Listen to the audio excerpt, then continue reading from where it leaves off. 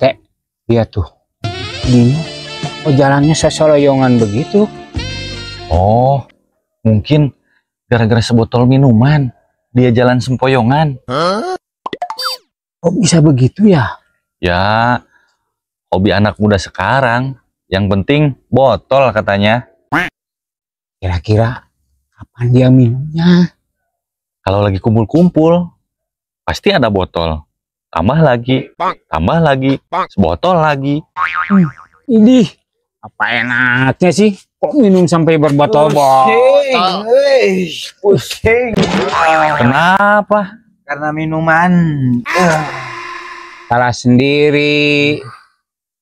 Minum yang begituan. Emangnya apa sih yang dirasa? Kepala pusing karena minuman. Badan rusak karena minuman.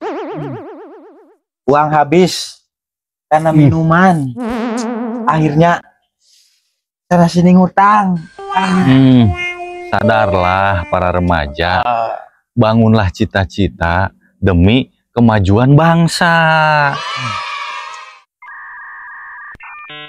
Saya pernah dengar kata-katanya.